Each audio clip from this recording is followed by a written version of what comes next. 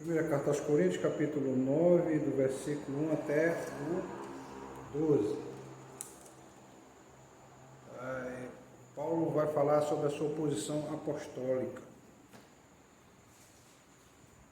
e sobre a necessidade da manutenção daquele que prega o Evangelho, que vive para pregar o Evangelho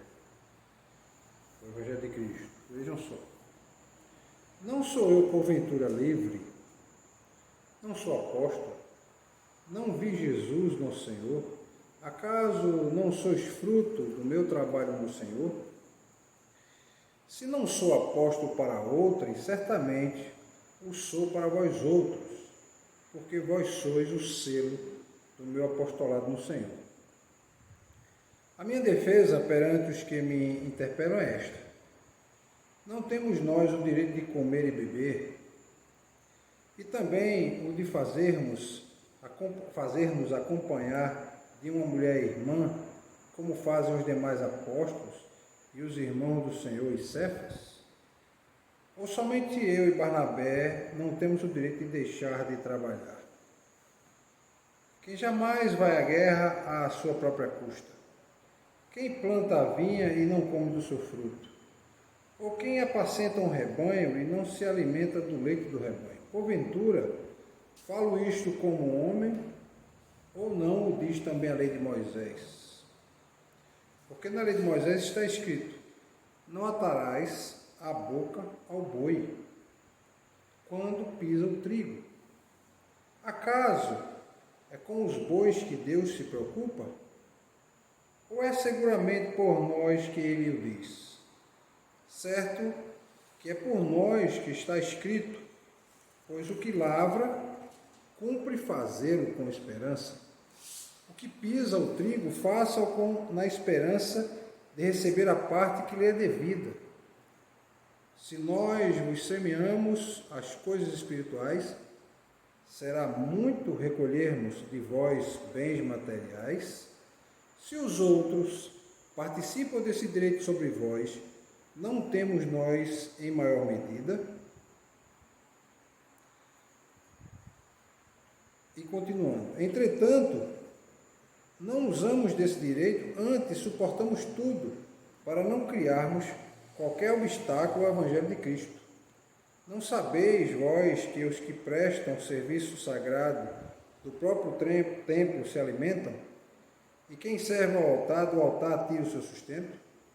Assim ordenou também o Senhor aos que pregam o Evangelho, que vivam do Evangelho. Vamos orar? Senhor, ao ler esse texto, a gente se depara com a situação de Paulo Paulo sendo questionado com relação ao seu sustento. Paulo trabalhava, muitas vezes dizia que não queria ser pesado à igreja, ou seja, ser uma carga para a igreja recém começada a suportar, por conta dos parcos recursos financeiros. Ele aqui vai discorrendo vai expondo e discorrendo sobre a necessidade da igreja manter os seus ministros, aquelas pessoas que vivem de evangelizar. O trabalho delas é levar a palavra às outras pessoas. Elas foram separadas para isso.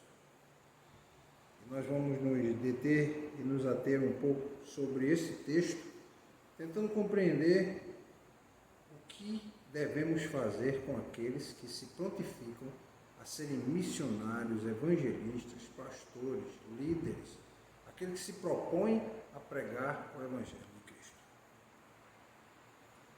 Que nessa noite possamos aprender um pouco mais da Tua Palavra e dos Teus ensinamentos. É isso que te peço em nome de Cristo. Amém. Amém. Veja só, meus irmãos, o apóstolo Paulo tinha o direito de pedir o apoio financeiro das pessoas a quem ele estava servindo. E isso incluía os irmãos de Corinto. Embora ele pudesse exigir, Paulo se recusava a insistir nesse direito. Você só vê Paulo falando a respeito de necessidades financeiras ou do sustento nesse texto. Você não vê em outros textos. Ele fala das suas necessidades, mas não tentando explicar e expor porque era necessário dar manutenção àqueles que se prontificavam a pregar o Evangelho. Paulo não queria que nada atrapalhasse alguém que ouve o Evangelho e também que prega o Evangelho.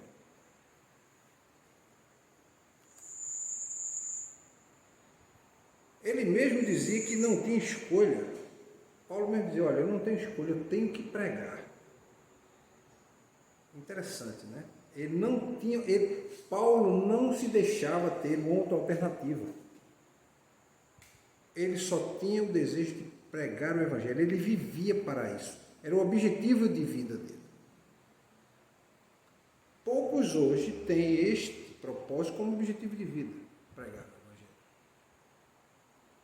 E Paulo dizia que todos deviam se orgulhar, e ele também se orgulhava de pregar o Evangelho gratuitamente. Ou seja, ele trabalhava e à noite ele ensinava, ele pregava, ele evangelizava nas ruas. Era assim que Paulo desenvolveu o trabalho. Essa passagem vai estabelecer o seguinte, bem claramente: os cristãos têm a obrigação de apoiar aqueles que servem no ministério. Trazendo para a realidade da igreja hoje, a igreja ela tem a obrigação de ter condições de manter o seu pastor. Ela tem que fazer esforço para isso, para que ele possa ter uma dedicação despreocupada das suas necessidades materiais. Você já imaginou alguém que está pregando o Evangelho e está preocupado com o almoço que não tem em casa? Como é que eu vou fazer para comer? E ele está lá buscando pregar o Evangelho. Outra situação. O indivíduo é um missionário, tem família, tem filhos, e ele sai para pregar, mesmo tendo alimento, mas tendo os filhos doentes em casa, não tendo assistência médica próximo. Como é que faz? Qualquer um pararia o que está fazendo, deixaria o seu trabalho, diria que não podia ir trabalhar porque vai cuidar do seu filho. Então, o que Paulo está chamando a atenção é que essa mensagem dele tem muita força, porque Paulo mesmo não estava necessitado de ajuda financeira. Ele trabalhava. Mas ele questionava aqueles que diziam, se você quer pregar o Evangelho, para que a gente tem que pagar algo para ele ou ajudar ele em alguma coisa? E Paulo está dizendo que é importante esse apoio. Esse é um direito que um ministro do Evangelho, aquele que prega o Evangelho, aquele que vive para a evangelização, ele tem que ter. Esse direito é dele, de ter um suporte financeiro, um apoio.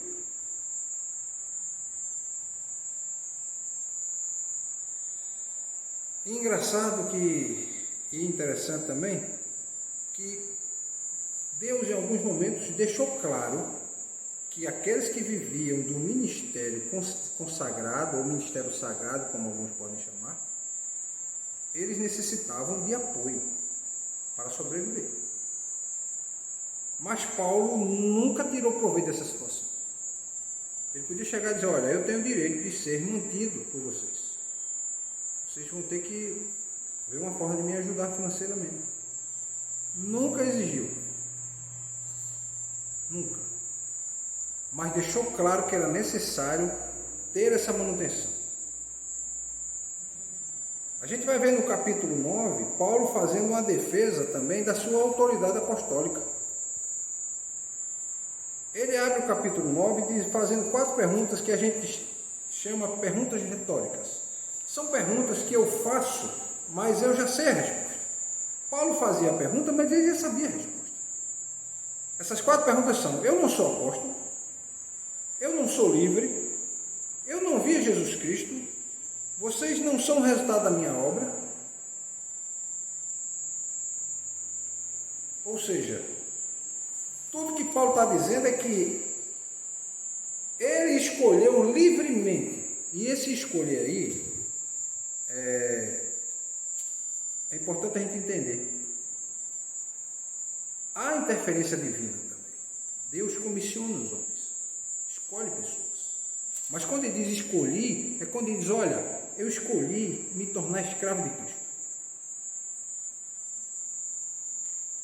Me dedicar a esse trabalho, a pregar e ensinar o Evangelho de Jesus Cristo. A minha experiência foi tão transformadora, foi tão surpreendente, que o que eu vi, que o que eu percebi com meus próprios olhos, eu tenho plena certeza que eu não estava sonhando. E tive condições de, sendo livre das garras de Satanás, como ele mesmo diz, todos nós somos escravos do pecado. E agora eu me torno um escravo, mas sem correntes. Um escravo sem correntes. Onde você agora é escravo de Cristo. Para o quê? Para ganhar mais vidas para Cristo. Todas as perguntas que Paulo fez, todas elas têm como uma resposta um sonoro sim. Sim, ele era apóstolo, sim, ele era livre, sim, ele tinha visto Jesus Cristo, que era um dos pré-requisitos para aqueles que seriam chamados de apóstolos. Eles foram comissionados pelo próprio Jesus e viram Jesus ressurreto. E sim, aqueles homens de Corinto eram resultados da evangelização e da obra de Paulo. Paulo, meus irmãos, era um apóstolo, pois um dos principais requisitos é primeiro, a seleção para substituir Judas, né, que a gente vê lá em Atos 1:22. Primeiro, um dos requisitos era ver a Cristo. Depois da ressurreição, e Paulo viu e ouviu. Não só ele, como os soldados que estavam acompanhando ouviram a voz. E não existe uma alucinação coletiva. A alucinação sempre é individual.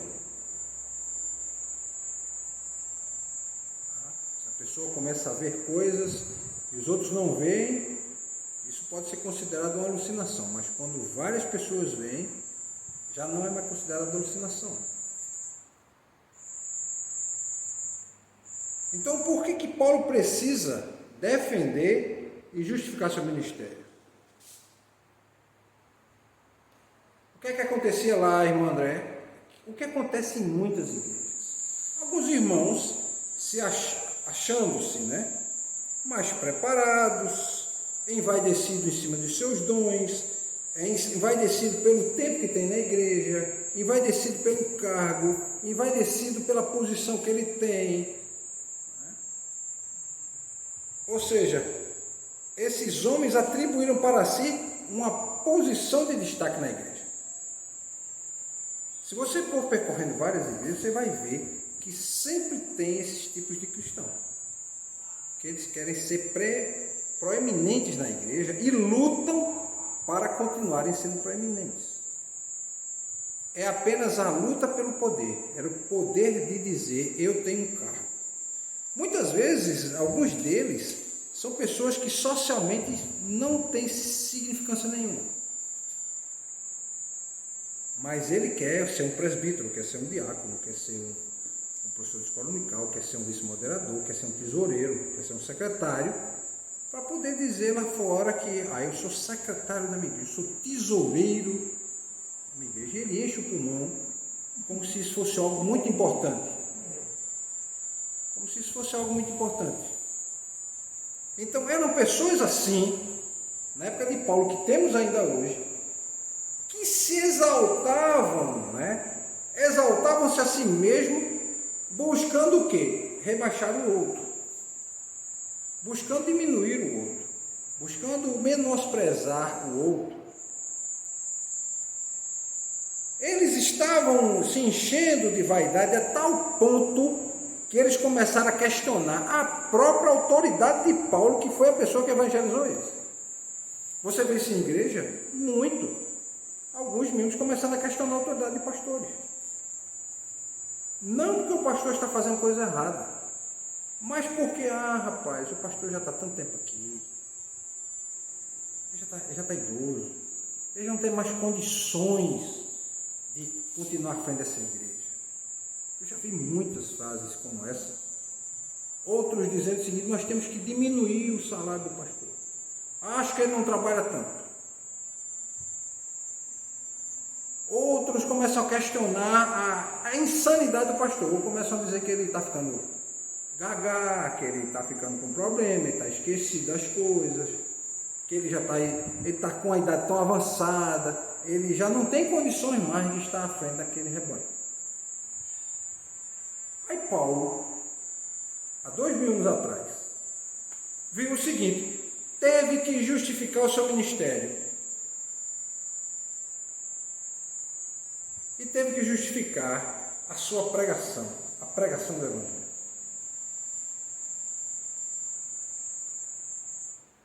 Paulo, um pouco antes, nessa carta,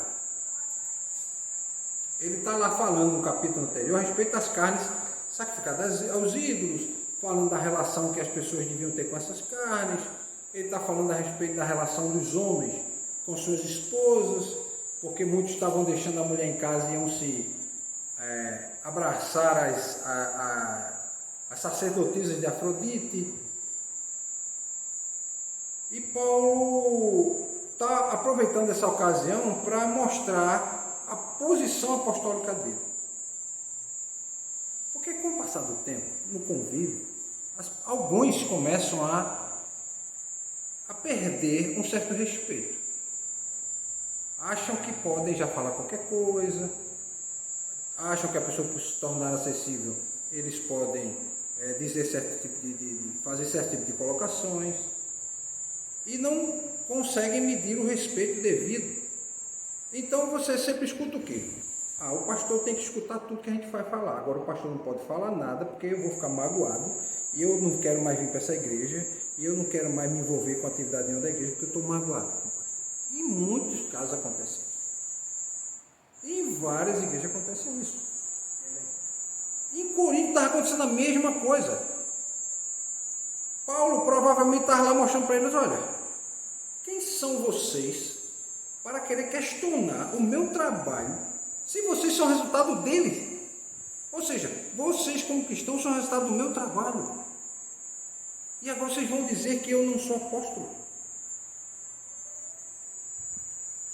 Havia uma verdade tão óbvia que Paulo não precisava declarar que ele era apóstolo, sabendo que a igreja de Corinto recebia assistência de 3 pessoas: Pedro, Apolo e Paulo. Essas pessoas davam assistência na igreja, evangelizaram pessoas dessa igreja. Mas os irmãos de Coríntios, como eu sempre digo, a carta de Coríntios é aquela carta que Deus preparou com o nome de Coríntios, mas você pode substituir ela por nome de qualquer igreja. Primeira carta de Paulo à igreja batista. Primeira carta de Paulo à igreja presbiteriana. Primeira carta de Paulo à igreja Assembleia de Deus. Primeira carta de Paulo à igreja metodista, congregacional. Primeira carta de Paulo a qualquer igreja que se diz respeitar o nome de Cristo, pregar a sua palavra e que acredita que Ele é o Salvador. Essa carta é escrita para essas igrejas. E quando você vai ver, os problemas que estão relatados lá continuam persistindo, porque faz parte, primeiro, da natureza humana, por conta da queda e do pecado, que eles repitam esses erros. Porque é da natureza humana a gente fazer isso. Questionar a autoridade? Questiona-se, ainda hoje assim, e ainda mais hoje. Quantos pastores não saíram de férias e quando voltaram, já não eram mais pastores de sua igreja? Quantos pastores também não se envolveram em divisão de igreja? Quantos pastores não fizeram grupos dentro da igreja? Quantos grupos não se fizeram dentro de igreja? E está tudo Paulo falando aqui a respeito dos grupos. A respeito do que a gente chama de panelinha, né? Aqueles grupinhos fechados, e cada um que se junta àquele grupo e começa a respeitar as regras estabelecidas por aquele grupo. Dentro da igreja tem um grupo dos insatisfeitos. Nada está bom para ele. Tudo está ruim. O culto não está bom, o culto começa a ser demais, ou termina tarde demais, o pastor prega, demora demais a pregação, ou tem pouca música, ou tem muita música, tem pouca oração, tem muita oração, o sermão não é bom, o sermão é bom demais, mas ele é muito prolongado, e por aí vai. Tem aqueles outros que tudo está bom. Está bom se o pastor é adúltero, não tem problema, se o pastor não adultera também não tem problema, porque a vida dele é vida dele, não é vida minha. Tá bom se o irmão tem um caso com outra irmã, se um diácono tem caso com a diaconisa, ou se a diaconisa, e assim por diante. Mas Paulo está chamando a atenção que não é bem assim. Ou seja, por mais que pareça óbvio sabermos e nós entendemos e aceitamos Paulo como apóstolo, a declaração de Paulo deve ter sido questionada. Mas só deve ter dito aí, Paulo, tu não é apóstolo não. Tu acha que viu a Cristo? Tu acha que foi chamado por Cristo? Quem disse a tu que tu tivesse a visão? Mas foi uma alucinação, Paulo.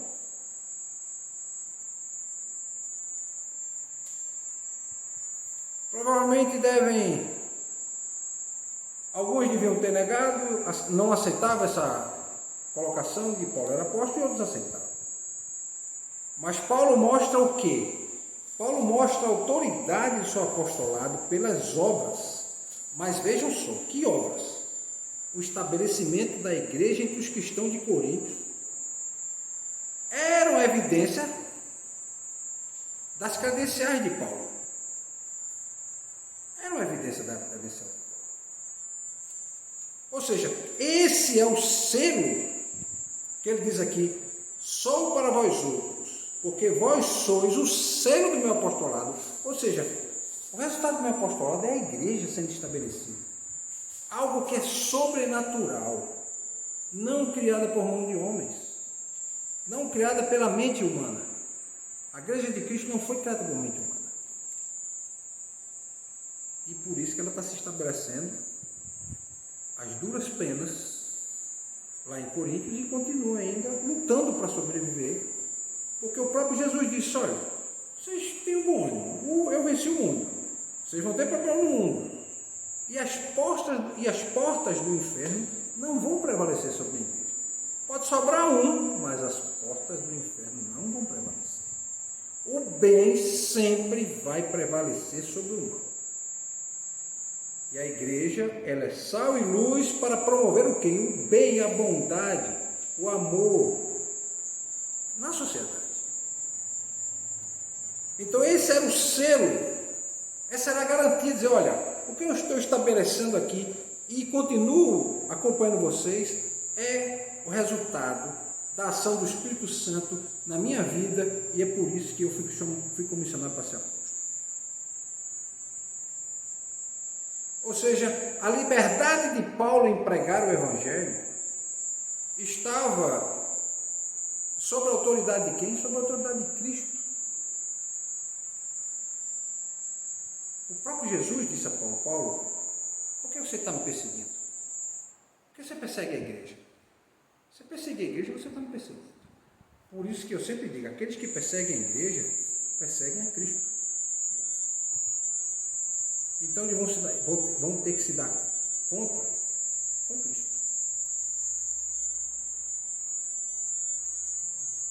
Então Paulo tinha liberdade para pregar o Evangelho dado por o próprio Jesus. Mas aqueles irmãos estavam todos sob a autoridade apostólica como resultado da evangelização e da pregação de Paulo. Hoje em dia, meus irmãos, alguns que dizem ter visões, experiências sensoriais, experiências até emocionais, afirmam muitas vezes que viram a Cristo e se autodenominam apóstolos. Nós temos vários apóstolos aí, hoje chamados e denominados no Brasil. Aqui mesmo no bairro nós temos uma igreja que tem um apóstolo. Se autodenomina apóstolo, mas ele não é apóstolo. grande engano achar que só porque viu Jesus ressurreto, viu Jesus é a única qualificação necessária e verdadeira para o apostolado. Além de ver Jesus, o próprio Jesus teve que comissionar Paulo.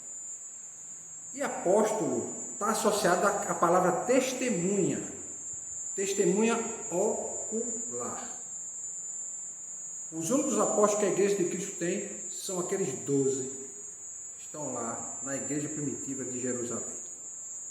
Ninguém mais, além daqueles homens, tiveram essa dádiva de Deus, de serem chamados de apóstolos. Ninguém mais. É tanto que ele mesmo diz, olha, uns foram chamados para apóstolos, fomos nós. Outros para pastores. Outros para mestres. Outros para o serviço. Outros para a profecia, para serem profetas. E outros para o quê? Para evangelizar. Esse dom de evangelizar foi dado a todo crente. Todo ele tem esse dom. É disponibilizado esse dom. Basta ele utilizar. Interessante, meus irmãos, que aí, por ironia da situação, Paulo até poderia não ser considerado apóstolo por aqueles que eram da igreja de Corinto. Mas a gente não tem dúvida de que os cristãos de Corinto não tinham motivo nenhum para desconsiderar o apostolado de Paulo. Porque todos eles viram as obras dos frutos como resultado do trabalho de Paulo. Todos aqueles questionamentos que Paulo faz no começo do versículo, todos eles a gente viu que sim. Então, não só porventura livre, sim, você é livre. Não só apóstolo, sim, Paulo, você é apóstolo. Eu não vi Jesus, não, eu vi sim, na estrada de Damasco. Acaso vocês de Corinto não são fruto do meu trabalho? Sim, é fruto do trabalho. Como nós somos fruto do trabalho de Paulo. Nós aqui somos fruto do resultado do trabalho de Paulo. Paulo é considerado apóstolo de gentio. Todo aquele que não é judeu é gentil. E todo aquele que não é judeu e é gentil e aceitou a Cristo foi resultado do trabalho de Paulo, mesmo 2000 anos depois. Como consequência da pregação do Evangelho. É tanto que está chegando para nós. E nós estamos aqui lendo, refletindo sobre isso. Então Paulo diz aqui, eu não sou apóstolo para vocês? Certamente sou sim. Porque vós, ou seja, essa igreja é o centro do meu apostolado. E hoje muito mais. E hoje muito mais. A igreja de Cristo, mas ela é resultado da evangelização e da dedicação de vida de homens e mulheres na pregação do Evangelho. E Paulo foi um desses, foi o pioneiro. Ele diz aqui, eu não tenho direito de comer e beber não, ou seja, eu não tenho direito de me alimentar não. Eu passo o dia pregando o Evangelho, evangelizando, não tenho direito de voltar para minha casa ou chegar em algum lugar e me alimentar não. Eu tenho que viver naquela situação. Vou sair hoje, eu não sei o que tenho que comer, não sei o que vou beber, viver uma vida nômade sem ter consciência se eu vou poder me alimentar hoje ou não. Então Paulo queria ter essa certeza e tinha direito de ter essa certeza. E diz aqui, e também outra coisa que chama a atenção no texto é de fazer-nos acompanhar de uma mulher irmã. Irmãos, esse texto aqui chama a atenção. Porque é o seguinte, Paulo está chamando aqui a colocação de que ele podia viajar com uma esposa. Quando ele diz aqui mulher e irmã, na verdade está falando de esposa. E também os que fazem nos acompanhar, aliás, e também os de fazer nos acompanhar de uma mulher irmã, como fazem os demais apóstolos. Ou seja, Paulo ainda dá a indicação que os apóstolos, eles faziam viagem com suas esposas, eles não iam só.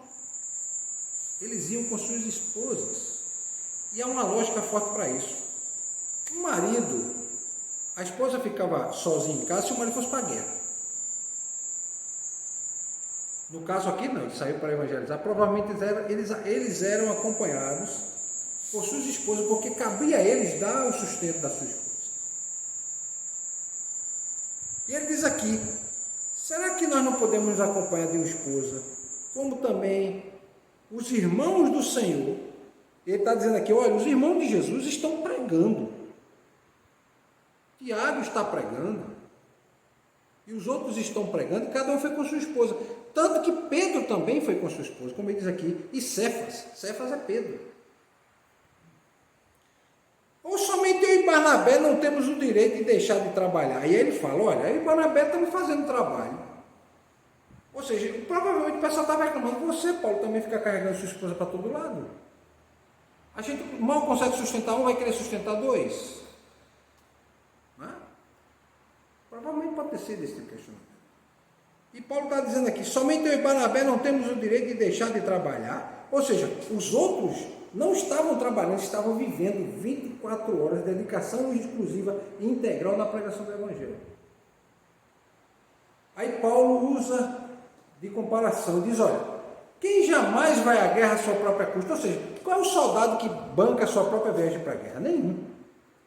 Todo militar ele é pago, hoje, o Estado paga para que ele vá para a guerra. Ele é treinado, vive sendo treinado para um dia poder ir para a guerra. A última guerra que o Brasil participou foi a Segunda Guerra Mundial. Já fazem 70 anos, mas o Brasil tem um exército, tem uma marinha, tem uma aeronáutica. Para quê? Para haver necessidade de, se houver uma guerra, eles poderem atuar. Paulo diz aqui, quem planta vinho, ou seja, quem está plantando a uva, não tem direito de comer do seu fruto. Como é que eu planto, né, usando a linguagem de muita gente aqui? Eu planto uma roça de macaxeira e eu não posso tirar daquela roça de macaxeira algo que eu possa comer e me alimentar. Ele diz assim, ou quem apacenta um rebanho e não se alimenta do leite do rebanho, ou seja, eu ordenho toda manhã a minha vaquinha, né? E eu não posso tirar 1 litro dos 20 litros que eu ordenho para eu poder beber e me alimentar. Porventura falo isso como homem? Ou não diz também a lei? Porque Moisés dizia isso. Olha, não atarás a boca do boi quando pisa o trigo, ou seja, não trave a boca do boi, não amarre a boca dele, deixa ele também se alimentar, porque ele está trabalhando, ele precisa se alimentar, ele precisa ter energia para poder fazer o que ele está fazendo. Aí ele diz aqui, acaso é com os bois que Deus está preocupado? Não, ele está preocupado também com os bois, porque senão ele não usaria esse exemplo. Mas ele está querendo chamar a atenção, é que ele está preocupado com nós que estamos pregando o Evangelho. É por nós que está escrito, pois o que lavra, cumpre fazê-lo com a esperança. Ou seja, aquele que trabalha está na expectativa de quê? Receber um salário. Aquele que lavra na expectativa de colher o fruto e poder se alimentar daquele fruto. Ou seja, quem pisa o trigo faz com a esperança de receber uma parte do trigo para que possa fazer pão em casa. Então, se todos esses têm esse apoio, por que os apóstolos seriam diferentes? Ele até diz aqui,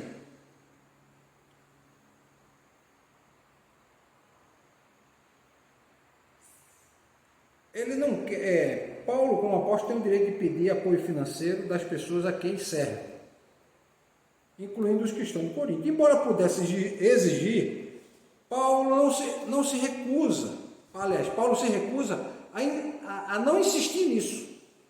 Ele só cita a situação, expõe a situação e diz, olha, eu quero expor para vocês que eu não vou ficar exigindo recurso de vocês, mas eu teria direito de exigir. E eu estou fazendo isso para que quando vier outro após mim, vocês mantenham essa pessoa. Tenham condições de manter. Ele não quer que nada atrapalhe alguém que ouve o Evangelho. Ou seja, aquele que ouve, ele está ouvindo porque alguém está falando para ele. E aquele que ouve, ele não pode chegar a um certo momento e dizer, olha, eu vou parar agora a pregação, sabe por quê? Porque eu não tenho o que comer e eu tenho que ir atrás de levantar sustento para mim ou vou conseguir comida para mim. Não tem muito sentido isso. Então, Paulo está chamando a atenção de que é preciso se preocupar com aqueles que estão proclamando o Evangelho. E Paulo se orgulhava, meus irmãos, de apresentar o Evangelho gratuitamente. Diferente de muitos hoje, que só pregam o Evangelho por dinheiro. Muitos só pregam o Evangelho por dinheiro. Infelizmente. Se não tiver dinheiro, mas eu preciso me sustentar. Concordo. Mas se aquela igreja não tem condições de dar aquilo que você almeja, por conta disso eles vão ficar sem ser apacentados? Mas muitos estão enveredando por que caminho? Estão preocupados só com a parte financeira. Não estão preocupados em levantar, eles não estão preocupados com a manutenção das ovelhas, apacentar o rebanho. A questão é mais financeira. Então muitos estão hoje, só pregam por dinheiro. Infelizmente. Ou seja, Paulo tinha o direito de pedir ajuda, mas ele não fazia isso. Havia um ordenamento claro disso no Evangelho. A gente vai ver que havia uma citação de Jesus. Quando ele comissionou os discípulos a irem pregando, olha, vão de 2 em 2, né? Não se preocupem com o que vocês vão carregar, se alguém receber vocês bem, vocês sentem, conversem com ele, se alimentem junto com eles, participem dessa comunhão, se não, batam o pé. Mas Jesus bata o pé no sentido, tirem a poeira dos pés, ou seja, esqueça. Não fique preocupado com aquelas pessoas. Não é culpa sua se elas não quiseram aceitar, ouvir o Evangelho. Mas Jesus ordenou que aquele que prega o Evangelho viva de acordo com o Evangelho, ou seja, primeiro está lá no Antigo Testamento, e segundo, no Novo Testamento, em Mateus, Jesus dizendo assim, o trabalhador é digno do seu salário. Então, vocês se preocupem também com o sustento de vocês. Vejam uma situação para que vocês possam se alimentar. Se vocês chegarem em um lugar e não for bem recebido, vão embora.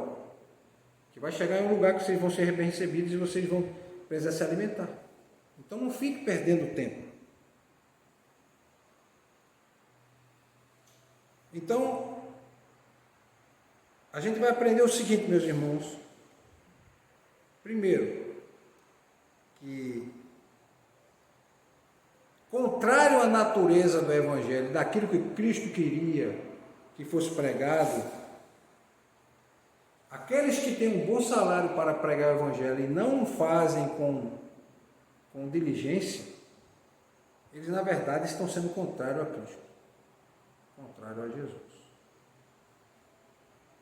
Temos muitos casos, meus irmãos, de líderes que recebem altíssimo salário, mas não desenvolvem a atividade que deveriam desenvolver.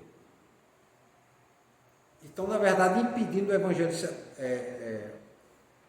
se aprimorar mais, ou seja, avançar mais, porque ele podia dar lugar para outro que poderia ajudar o Evangelho a prosperar mais. Segundo, o próprio Jesus comissionou os seus discípulos dizendo que todo trabalhador é digno do seu alimento. Então, por isso, se você vai pregar em algum lugar e você não é bem recebido, vá embora. Vá para outro lugar, onde você vai ser bem recebido e provavelmente vão até dar alimento para você. E o terceiro ponto, que Paulo não fala aqui, mas fica muito claro, Jesus não chamou ninguém para fazer fortuna pregando o Evangelho. Jesus não convidou, disse, segue-me, cada um toma sua cruz, siga-me, Pedro, apacenta as minhas ovelhas, que você vai fazer fortuna. Não. não nos chamou para isso. E o que mais a gente vê hoje são líderes e pastores querendo fazer fortuna com o Evangelho. Muitas vezes a igreja é igreja humilde, a maioria dos membros são pessoas simples, ganham pouco, mas o líder quer viver ostentando. Quer ostentar com aquilo que ele ganha, que é muito proporcionalmente à vida média da igreja. Mas não cabe a mim apontar onde estão os erros, cabe a mim pregar o que está no Evangelho e a gente refletir sobre isso. Jesus não chamou ninguém para fazer fortuna com o Evangelho, mas hoje em dia é o que mais a gente vê, gente querendo fazer fortuna com o Evangelho. Vamos orar para a gente poder encerrar.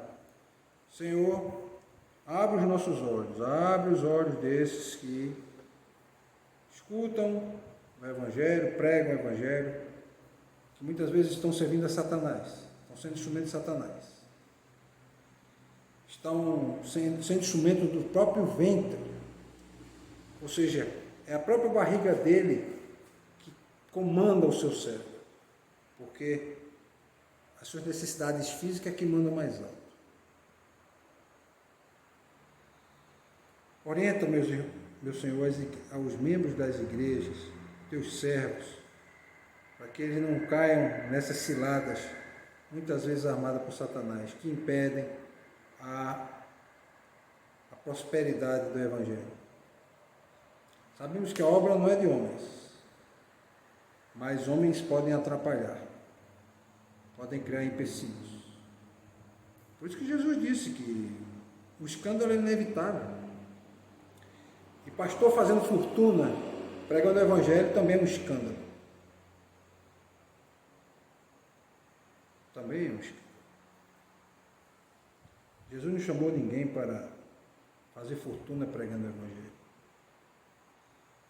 Mas, infelizmente, temos muitos desses que estão aí cumprindo o desejo das suas vaidades. Abre nossas mentes e nossos entendimentos para podermos discernir isso. É isso que eu te agradeço em nome de Jesus. Amém. Amém.